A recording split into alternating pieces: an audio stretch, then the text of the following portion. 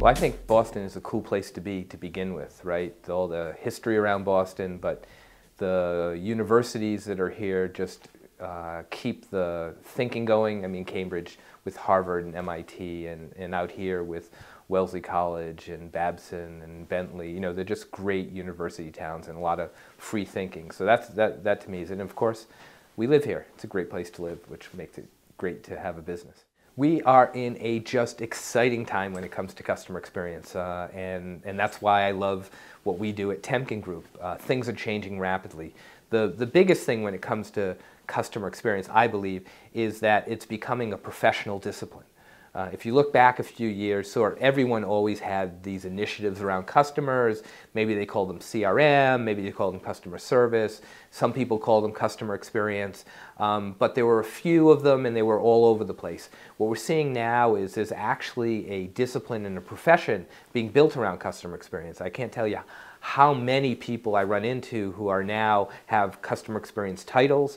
There are chief customer officers at lots of firms. And so what we're seeing is that there's a actual expertise being built in areas like voice of the customer, where companies are much more disciplined in how they listen to customers, how they take action on the things that they hear them say, and that's becoming a critical component of most large businesses.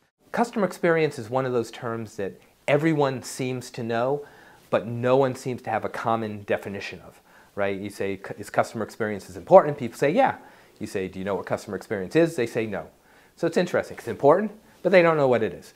The definition we use for customer experience is it's the perception that customers have of their interactions with your organization. So there are a couple components of that I think are important when it comes to customer experience. The first, it is their perception. So at the end of the day, customer experience only really lives in their eyes. So if you interact with a customer, you don't know what the experience is until they explain it, because it's how they perceive those interactions. The second component is it's all interactions.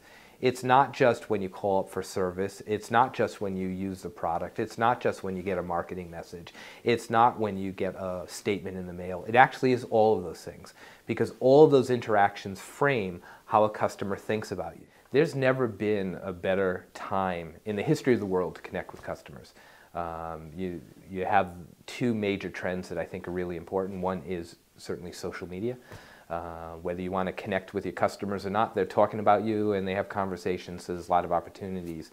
And you see companies, even local companies like a TripAdvisor, that is making the conversation about hotels and airlines apparent, whether the airlines and hotels want to talk to them about it. But there's this conversation going on in social media. The other is the rise of mobile and smartphones. It's kind of cool that you can count on just about all of your customers having a mobile phone, and pretty soon you can count on them having some smartphone that can do sort of applications and web access. And so you can actually interact with customers wherever they are, in whatever environment they're in, and get their immediate reactions to things. So to me, that's the really cool part of being able to connect with customers. So I have a number of people I look up to in terms of learning from. One of them is Jack Welch, who was the CEO of GE, and I worked for him when I was at GE.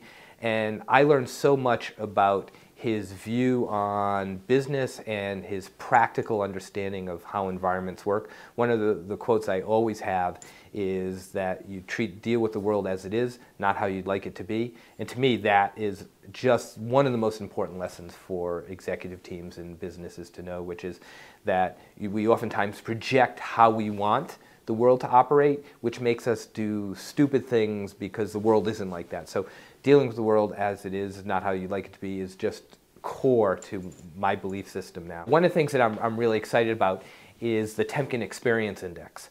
We surveyed 6,000 consumers to understand how they would rate their experiences with companies from a wide range of industries, from retailers to credit card companies to healthcare firms.